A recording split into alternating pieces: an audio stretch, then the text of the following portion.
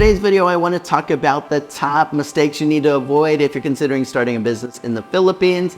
By the way, if you haven't already subscribed to the channel, we'd love for you to subscribe below if you find this channel helpful. All right, let's roll the intro.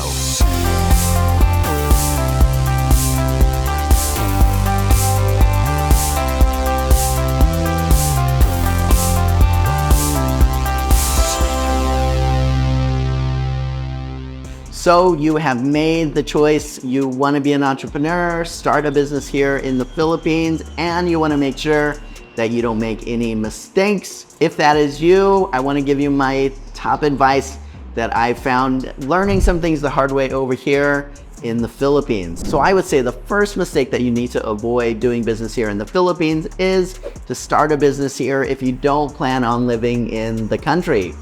Often people will get in touch with me and they want to do a business in the Philippines but still be living in their own country. And I always caution those people against that. Even if you live here in the Philippines, you're going to find that there's so many things going on that you're not aware of that you need to figure out. There's going to be interpersonal dynamics. There's going to be people that are maybe wanting to do some shady stuff from time to time, and there's going to be so many things that you don't know about the culture over here, how business is done, how employees work, what customers expect, on and on. And so I would just say, if you're not planning on being here in the Philippines, I just want to do it. However, if you have someone that you would consider as a partner or someone that you absolutely know that you could trust, and believe me, I hesitate to even say someone you could trust because it's so easy to think you could trust here, and sometimes you just really can't. But big picture, what I'm saying is, I think it's a big mistake to consider doing a business in the Philippines if you don't have someone that's part of the business here on the ground, or if you don't plan on living here yourself. Second big mistake to avoid here in the Philippines is going after low profit margin businesses or businesses where you just don't charge a lot for stuff. These are the type of businesses that I see foreigners most likely to start over here because they're the most obvious ones. You know, starting a carinderia or kind of a low-cost food place, or starting a laundromat, something like that over here. I always tell people to steer clear of these types of businesses. Now, why is that? It's because so many of these types of businesses don't ever make a profit. They just lose money, or they have the rare month where they make a profit. I just caught up with another expat over here. They've been running a business in kind of a province area. There's no competition in their area for the business that they have, but month after month, he's just having to sink more money in the business. Now, we talked about some other ways where we could try to make the business more profitable, adding complementary services, or hiring commission-only contractors that could do work for their business and turn out into be kind of a win-win situation. However, it's better to just start off with a business that has higher profit margins to begin with. Like this friend of mine, it's so easy to look at a business idea that seems good on the outside, but you just got to really make sure that it has a high enough profit margins to be able to be profitable. Never start a business needing very high amounts of sales to make it profitable, because if it's not, you're gonna find that you just lose money month after month. Third mistake to avoid when starting a business here in the Philippines is not realizing that some things cost as much as they do in the West here in the Philippines. I talked with another guy from France looking to start a business here with his partner. They'd lived in the US. And one of the things that he already noticed is that some things here, even like rent for a business, especially if it's in a mall or a prominent area, can be as expensive as it was when he ran a business in the US. The cost per square meter is really high in the Philippines when it comes to business space, and also to living space if you're going to rent a condo or a house or something like that. So really make sure that you're looking at all costs that are involved, and realize that some things are going to be as expensive here as they are in the US. Of course, some people say yes, but the labor is so much lower. We'll talk more about that soon. A fourth mistake that I see people making a mistake when going to start a business here in the Philippines is not doing enough research with the type of challenges that people might have running that kind of business. They're taking their experience sometimes from the West or what seems common sense to them, and they're not realizing that common sense in your culture isn't necessarily common sense in Philippines culture. There's different ways of looking at things, doing businesses, the kind of problems, for example, that a restaurant might have in the US, not necessarily the same problems that a restaurant is going to have here in the Philippines.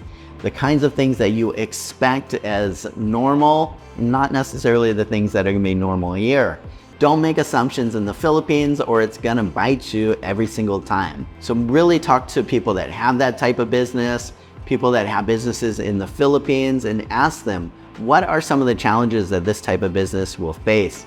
And really go into things not with rose-colored glasses, but with the eyes wide open. The fifth mistake that I see people make when starting a business over here in the Philippines is expecting that you're gonna need the same amount of employees to do the same jobs in a business here as it would be in the West. That's not necessarily the case at all. Most businesses here, including my own businesses, take more labor to run here than they did for me, for example, in California. Why is that? Well, sometimes it's because you need more non-billable staff here. For example, I have HR here, I have multiple project managers here. In the US, for my digital marketing agency there, I never needed one human resources person ever. Here, I need multiple. I at most only needed one project manager in the US. Here, I need multiple. So sometimes it's because it just takes more staff that you didn't need in the US. Other times it's just because things go a bit slower. Take a grocery market, for example. If you have 20 items to check out, and if you were to take the same 20 items and put the same checkout person at a US grocery market as an example, watch how that looks like here compared to the US. Here, people don't have a sense of urgency quite like they do in Western cultures. That person might take the item, beep, take the other item, that looks good for dinner tonight, beep. Hey, talking to their colleagues, beep. That checkout process at that grocery market mostly is gonna go a lot slower. In your own country, it's gonna look like this. They're gonna just move very quick. Same, try going to a bank in the Philippines. Mostly, some of those things are gonna take a lot longer. Again, it's just a different culture. I'm not saying it's right, it's wrong, but it is slower a lot of times, and that's gonna mean that more employees are gonna be hired to make that happen. Now, I know what you're thinking. I'm gonna train my employees to be American, or to be Australian, or to be British, and to have more of a sense of urgency. Good luck with that. Now, a sixth mistake that's pretty related to what I just talked about that people make when starting a business in the Philippines is not understanding the work culture here. Things are just done different. In the Philippines, family comes first. Work doesn't come first, family comes first. And that makes for a beautiful culture when it comes to how close families are, but at times it can make it challenging when you're trying to start a business and someone needs to be away because her and 4 other people in the family need to be at a hospital appointment for grandma. These type of things happen over here, and you gotta really make sure that you navigate those type of things with employees. Really make sure that you understand Filipino culture and especially Filipino work culture. I love working with Filipinos over here. However, some things are just night and day different. We gotta be aware of what that looks like. A seventh mistake to avoid here in the Philippines when considering starting a business is underestimating how much it's gonna cost to start to begin with. Now, part of that is just how long it takes to get things started to begin with. You really need to make sure that whatever you think is a reasonable amount to start a business, get all the legal paperwork done, to work out leases, to get all the furniture delivered, to hire people on and on, triple it compared to what you are expecting. And just know that you're gonna need that extra time where you are paying for rental space to build things out, if that's needed, or where you're hiring people, and on and on.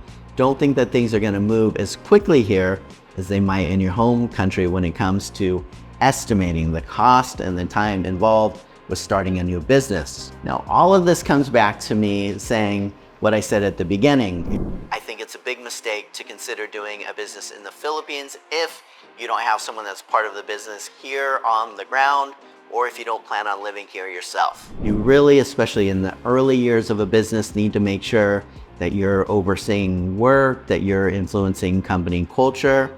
And that doesn't mean you telling everybody how it needs to be done only. It means that you need to listen, you need to observe, you need to really see how things are done over here. Remember, even if you're a business owner here, you're still a guest in the Philippines, and you need to accommodate how some things are done over here. Does that mean you can't improve things in ways that you think are important? Of course you can. But it really needs to be done in partnership with employees. And that's the kind of thing that takes a bit of compromise, takes a bit of patience, and takes a bit of effort to make sure it happens. Are you thinking about starting a business in the Philippines? Perhaps you want to start over here and you need a trusted partner to get things going. You want to know what that would look like. Maybe you need advice on some of the things that I mentioned because you want to avoid them. I'm always here to have a chat. Make sure and check out the calendar link below if you want to find out more about how to start a business in the Philippines. As always, guys, appreciate your support. Appreciate you subscribing if you haven't already. See you in the next video. Take care.